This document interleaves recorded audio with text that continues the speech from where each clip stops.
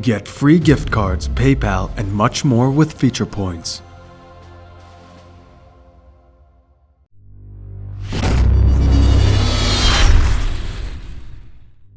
What's up guys, Commander Alex here, and today we're going to be talking about the new 1.20 update coming to Vainglory. So something really cool happened. They released the patch notes a little bit early.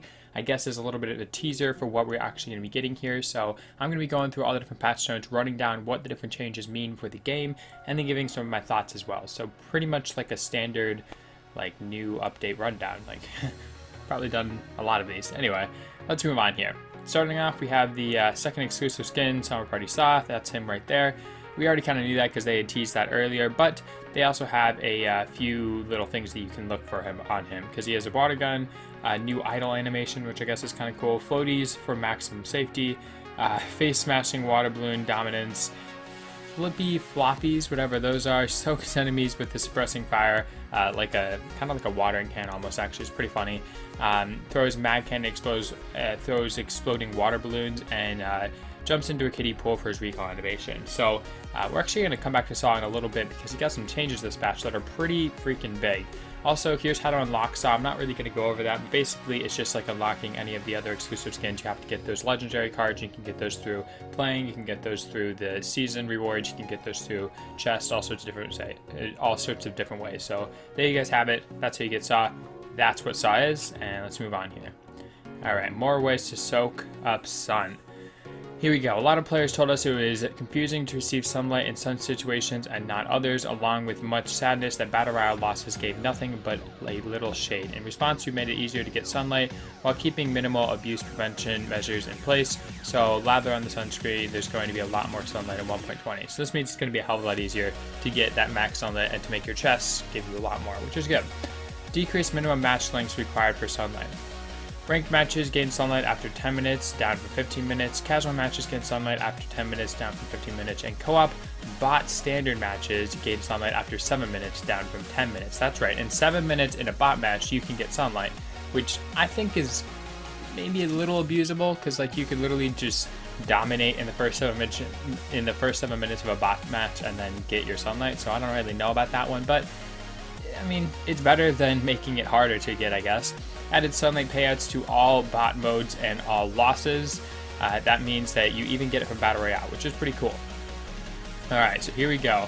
Bots for one and all. Basically, there's new bot levels. There's very easy, medium, hard, and very hard. Obviously, they just scale from easiest to hardest. And the hard ones, I mean, they're not like unbeatable or anything, but they are hard. They're actually kind of hard to go against. So it's good, you know, if you're trying to work on your CSing and lane while someone's harassing you, you can go against a hard bot, and that's actually going to be more like a real life opponent. Also, you can see there's a whole new menu here, and we're probably going to get back to that in a second, but it's pretty cool because it actually remembers your preferences. So I'm going to skip over a lot of stuff. There's nothing you guys really need to know about this other than that there's bots and they have different difficulties. That's about it. Alright, so there we go. Bots for experimenting. There's Battle Royale bots now as well as some other different types of bots and stuff. Kill streaks, double kill, and triple kill. This is something I wanted in the game for so long. Like, it's totally has nothing to do with the game, but it just makes you feel good when you get that triple kill announcement. So there's now going to be an announcement when you get a double kill and another announcement when you get a triple kill. So if you're just chewing through an enemy team, you get 1, you get 2, you get 3, you're going to get that really cool announcement. And it actually sort of reminds me of League of Legends in that aspect, because everyone wants the penta, right? Well, now you can say I got the triple. So it's somewhat akin, if you will. Low priority queue. Through player feedback, we've worked to improve our system of punishment for players who abandon matches. Pinging rudely, trolling, dodging, dodging and hero select have seriously negative karma effects. The new low priority queue serves to keep repeat offenders away from you while giving them the opportunity to earn their way back into the mainstream. The low priority queue is a separate queue that adds additional time to matchmaking for a set number of matches. Repeat offenders can earn additional amounts of queue time, increased number of probationary matches, and completing matches earn points toward returning to normal queue. So basically, low priority queue is like crappy queue, and then there's regular queue. Now, if you aren't playing nice in regular queue, you get put down into low priority queue, and then you have to play so many games to get back into the regular queue. And if you keep being crappy, you're going to have to play more and more games to get back into the regular queue. So it's kind of hard to explain, but basically it means that if you're a really bad player, like mean and stuff, you are going to get punished in the form of having longer wait times and stuff like that. So that's good to know. Also, it's going to keep, hopefully, players like that away from the mainstream good players. So that's pretty good to know. As far as skins go, we have the Summer Party Saw. Looks pretty sick. I like his tattoo in the middle, or sunscreen burn thing. Then we have Broken Doll Alpha Tier 1, who, in my opinion, is actually going to be a really cool skin. Now, the reason I say this is because, like, she's kind of weird. Like, she's pretty weird, right? It's a really weird getup that she has there. It's not really like her normal, but I think that's good, because it's going to mean that they're really taking her in a different direction from her normal self. And I think that's going to be really cool for the skin, to have it really separated from the hero itself. So I'm really excited for Broken Doll Alpha Tier 1, even though maybe she isn't like the most artistically different. I think that she's going to be really, really fun to play. Fury Rona Tier 3, looking sick. She's got, I think, Scarf's head there, and yeah, she's got all sorts of stuff going on there. And then Northwood Rhyme Tier 2, because, yeah, he looks pretty sick. I like his helmet. That. Anyway, this is something that's kind of interesting. Introducing Treants. A new monster replaces the jungle hero camps in update 1.20. The Treant. I don't know how to say it. The Treant is also a healer, and when it dies, it will launch a green heal projector to the last hitter. Look for this cosmetic upgrade in the jungle. Heal Camp model upgraded to new Treants, same healing and effect as before. Projectile from Heal Camp lasts longer, blah blah blah blah blah. Experience down from 29 to 27. So the only actual change here is that the experience of the heal went down from 29 to 27. This is all just like cosmetic, and yeah, they look really cool, but they don't actually like affect your gameplay, if you will. Redesign play and market menus. Get into the game faster with menus that remember your preferences, easily find deals and exclusives. So basically, your like the clicks that you do in the UI are going to be remembered by the UI. So like if you always play ranked matches, then it will automatically bring up ranked matches when you go to play a game. Now, if you want to play a different type of game mode, you can, but it will automatically assume that you're going to want to play ranked because that's where you normally play. So it's sort of like a remembering system, if you will, which is pretty cool. Unique, non-unique team and guild tags.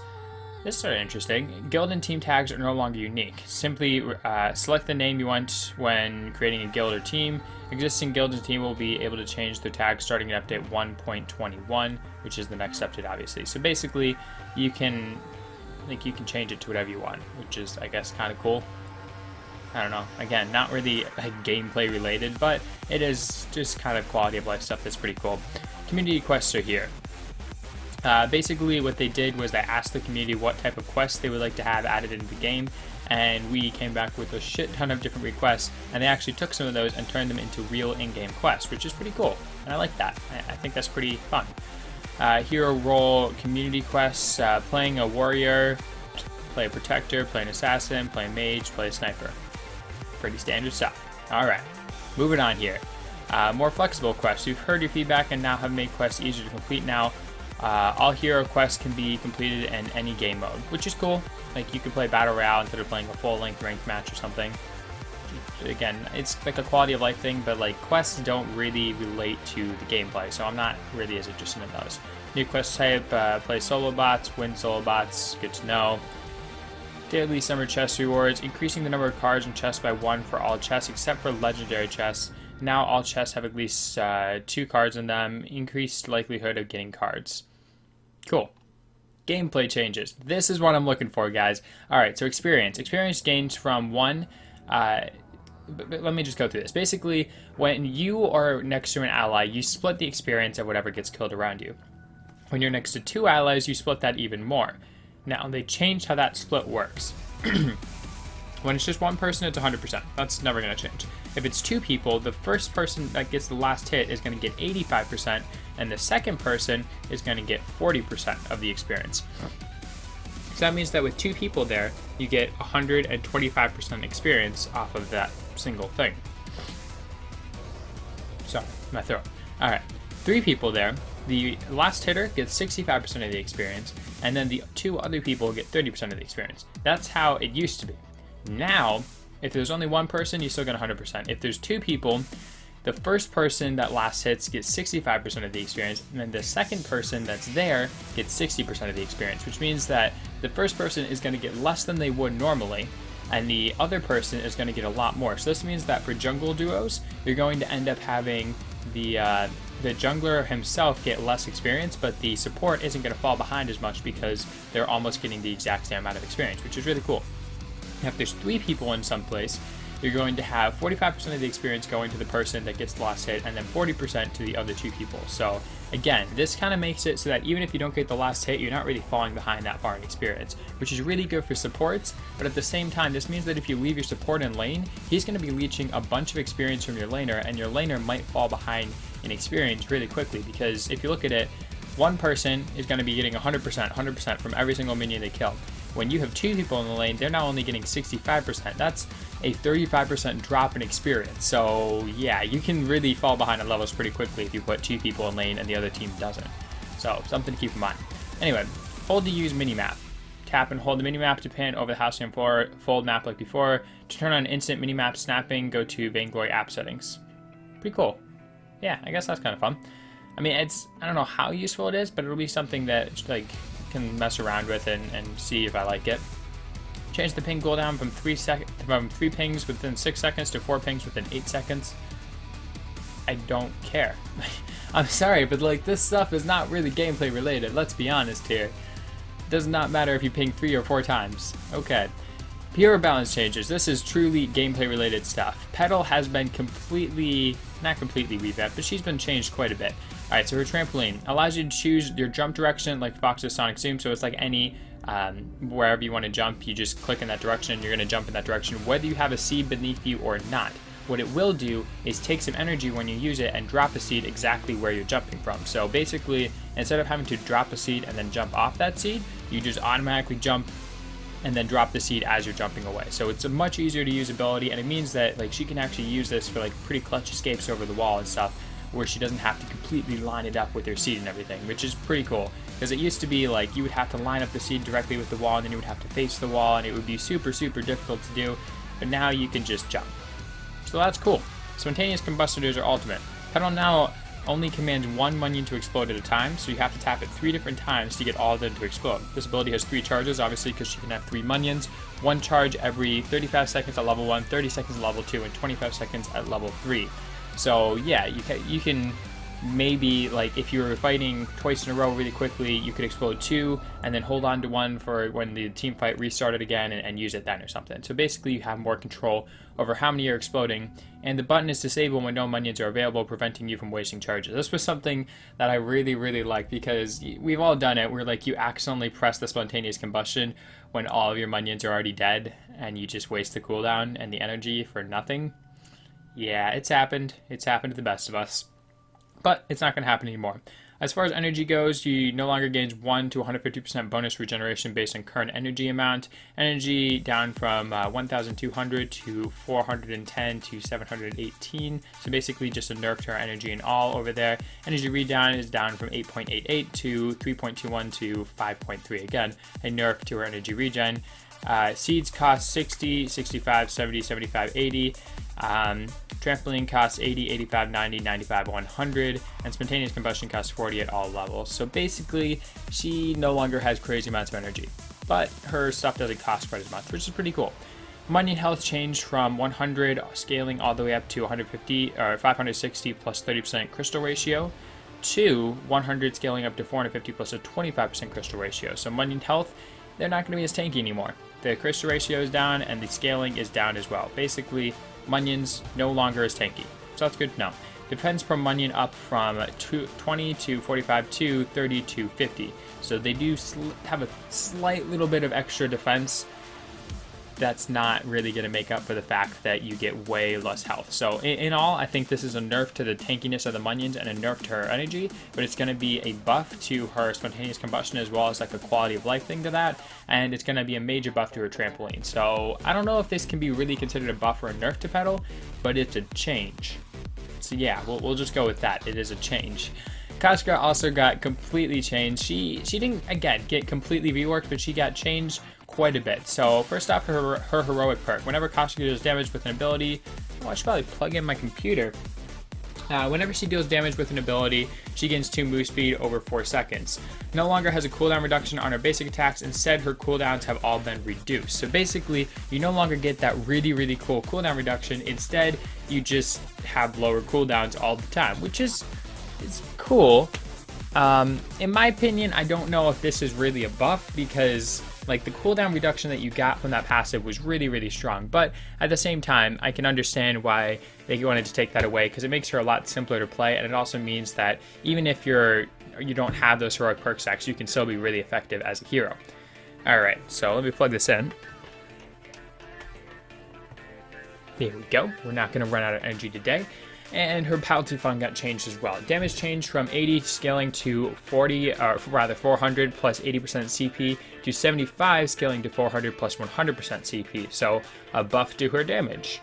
Pretty straightforward. Even at level 1, I think she's going to deal slightly more damage, or almost the exact same amount of damage. And at level 5 on this ability, she's going to be dealing more damage. So just overall buff to the penalty fund damage. Cooldown has been changed from 14 scaling to 10 to 9 scaling to 7. Again, her cooldowns are now just all around shorter, but she doesn't have that passive that reduces her cooldown. So her cooldowns on Pansy Fun are kind of a wash. Like they're about the same, but it does more damage. So that's a buff. Twirly Death always empowers her next 2 basic attacks regardless of number of targets hit by Twirl. So yeah, if you're going 1v1, you get 2 when you would normally only get 1. But if you're going like 1v5, well 1v3, you're still only going to get 2. So it's one of those things where you can't just store up those a bunch of times to the point where every single basic attack you do is going to be empowered. So I think this is more of like a buff to her 1v1 abilities, but it's a nerf to her team fighting abilities.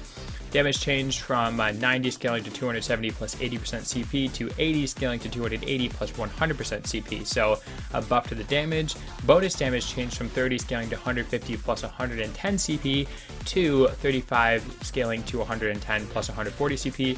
A buff to that damage as well. And her cooldowns have been again changed to be lower. They now scale 8 to 6 at level 5. So I think overall that's a buff to the cooldowns, because that's like a really big cut in her cooldowns there.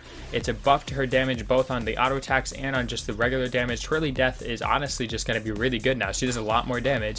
And then finally, Yummy Catnip Frenzy. The cooldown has been changed from 140 scaling to 80 to 80 scaling to 50.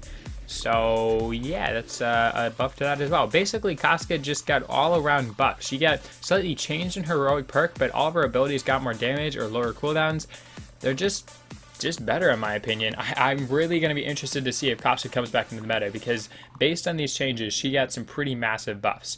Alright, let's move on here to Lyra. Lyra was super broken in 1.19. Did they fix her? Let's find out. Base stats. Armor and shield has been downed from 30 scaling to 63 to 30 scaling to 48. So she has even less armor and shield.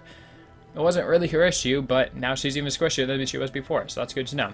Imperial Sigil. Healing per second ratio up from 7.5% bonus health to 10% bonus health. So this is going to incentivize people to build health, because when you build health, you're going to get even more healing. The burst healing ratio has been brought down from 15% bonus health to 8% bonus health. So basically, this kind of moved her away from using it as a burst heal and moved it more towards healing up like whole groups of allies when they are maybe low but not under attack, because she can actually get the full heal duration, and that's going to mean that that buff of 2.5% bonus health to her healing per second is going to be really massive. As far as her bright bulwark goes, duration has been changed from 4 scaling to 6 to 2.5 at all levels. Ooh, that's really short. That is, I don't know if that's a good idea. That's a really short cooldown. Or rather, completely misread that. My bad, guys. Duration changed from 4 scaling to 6 to 2.5. So it was actually a nerf. The duration is no longer as long, and the cooldown has been moved down from 35 scaling to 20 to 24 scaling to 14. Alright, so that makes a little bit more sense. Basically, you can use it a little bit more often, but it's going to last a lot less. So overall, I think this is a slight nerf to Bulwark, which it probably needed, because that ability is super strong. Enemies inside the zone cannot use Lyra's portals for the entire duration inside. that's like it's, I guess it's something to keep in mind if you're trying to use it as a disengage thing, but I don't know if it's going to be really all that massive. That being said, it will mean that Lyra's going to be a lot more slippery because she can drop Bulwark and then ult out, and you will pretty much never be able to catch her after that. So yeah, that's good to know, I guess. Overall, I think Lyra got nerfed, but I don't think she got nerfed hard enough in my opinion. So we're going to see where she falls in the meta, but I'm guessing that she's still going to be quite strong. Moving on here, we have Catherine. We wanted Catherine to have more an active playstyle, so certain the cooldowns and duration of certain abilities, and smooth out her damage levels. Duration of bubble down from 4 to 6, or 6 to 4. It now lasts less time, but the cooldowns have been dropped. So it used to be scaling 8 seconds to 4 seconds at level 5. It now scales 6-second cooldown to 4-second cooldown. So at lower levels, it's going to have a lower cooldown, and at her max levels, it's going to have the same cooldown, meaning that this is probably a nerf overall, because in the late game, she can't leave it on as long, which is, you know, that's a nerf. Damage per second is slightly increased, but let's be honest, you're Catherine, you don't care about the damage you do. Your bubble does like nothing to anybody. Fix a bug where this ability can be activated while stunned. Okay. Yeah, I think Catherine overall, like, it's technically like a buff in the early game maybe, and like a slight nerf in the late game, but overall she didn't really get changed that much, and I think that she's gonna still be just Catherine. Like, she works in certain team comps, she doesn't. I don't think this is gonna be a massive change to her, and I don't expect her to really move that much in the meta. As far as Adagio goes, Gift of Fire, burst heal crystal ratio down from 65% CP to 45% CP. That means that he heals less. Burst heal now has an 8% bonus health ratio.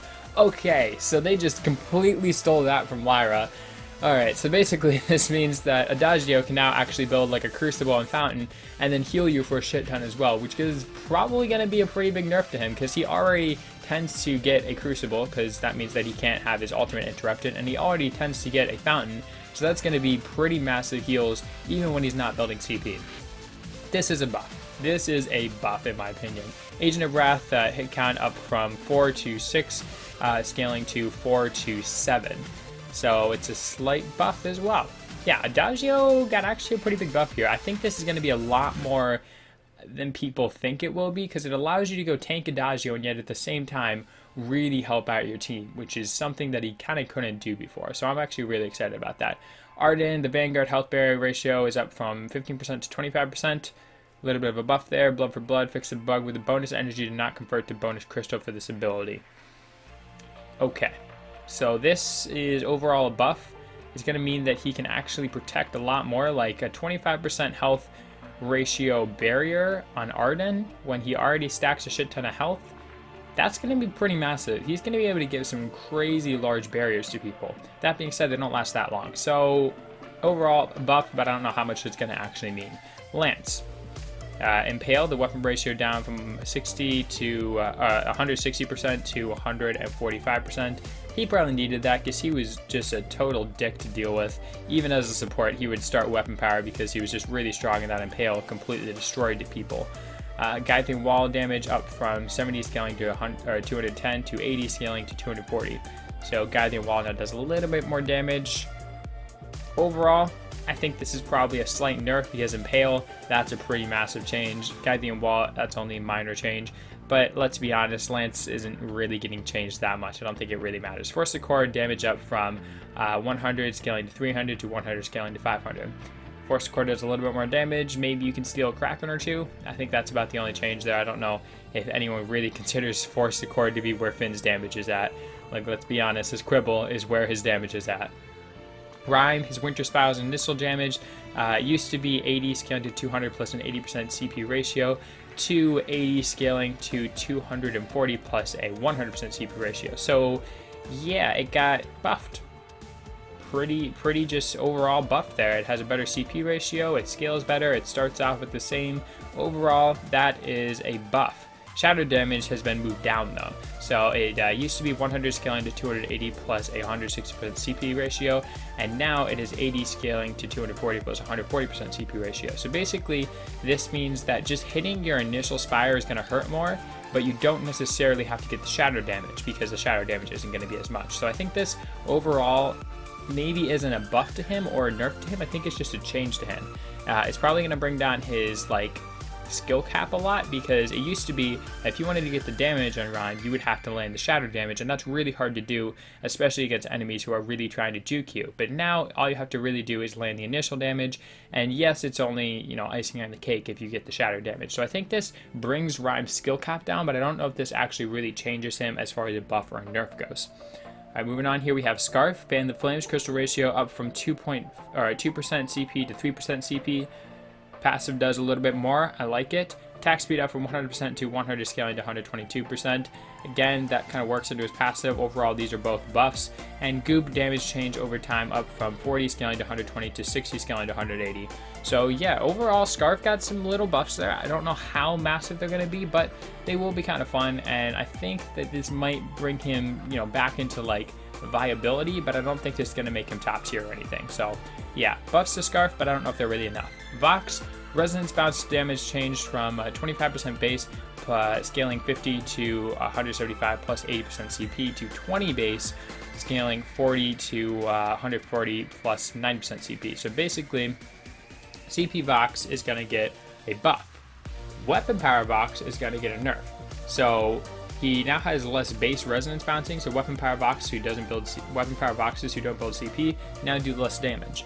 But CP Voxes, that extra 10% CP scaling, are going to do more damage. So this is actually a buff to CP Vox.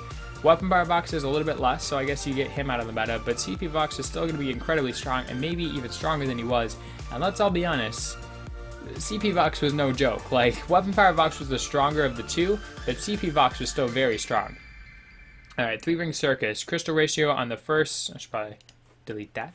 3-Ring Circus. Crystal ratio on the first and second hit up from 50% to 75%. Good to know. Does a little bit more damage. Cooldown down from 13 scaling to 8 to 10 scaling to 8. So at lower levels, he has a lower cooldown. And fix a bug where this ability couldn't target Kraken. Overall, a buff to Ozo. Maybe that'll bring him somewhat back into viability. But again, I don't think he's going to be top tier. Big Red Button cooldown changed from 100 scaling down to 70 to 60 scaling down to 40. That's a pretty big buff. CP Jewel may be coming back because a 40%, like that's actually much larger than people would expect. Yeah, I'm actually really interested to see if CP Jewel comes back. Rona, fortified health gain per second up from 40 scaling to 80 to 40 scaling to 100. A tiny buff to her ultimate, but let's be honest, I don't think that's going to be anything massive. I think she's just going to kind of sit where she is. Heartthrob, bonus crystal damage up from 3 to 9 at level 12, plus 7% CP to 5 to 10, plus 10% CP per stack. That's a buff to CP Blackfeather, I guess. That's kind of cool. On point damage changed from 90 to 290, plus 65% CP to 80, scaling to 240, plus 180% CP, plus 50% weapon power. So on point, this is a massive buff to weapon power, because on point actually now has weapon power scaling. It's also probably a buff to CP because it now has a better CP scaling. Overall, I think this is just maybe the only thing this action nerfs is Tank Feather. Other than that, CP gets a buff, Weapon Power gets a buff, and CP gets a buff in this. So overall, Black Feather I think got buffed. Maybe he just won't be quite so tanky anymore. He's gonna have to go for more damage items in my opinion. Alright, cooldown down from 120 to 70 scaling to 90 scaling down to 60. So a little bit of a buff to Attack of the Pack for Fortress. Taka, fix a bug where this ability can be activated while stunned. I didn't know that that was a bug, but yeah, I thought that was like intentional. I guess not. Yeah, you can no longer Kaku while stunned, which means that CC chaining Ataka is not going to be really strong. That's actually probably pretty big. Item changes. There were some item changes here. Stormguard Banner, passive basic attacks deal 25 to 75 at level 12, bonus damage per second to non-heroes, 20% to heroes. Recipe price down to 550, it used to be 800. Total price is down to 850, it used to be 1100. And as far as new stats, you get 200 health. Stormguard Banner, I don't know, maybe a little bit of a buff. I don't know if that's really massive. It is a little bit cheaper though, so that's pretty cool. Might actually end up getting that for once in my life. Storm Crown, passive basic attacks deal 50, scaling to 150 at level 12, bonus true damage per second to non-heroes, 20% to heroes.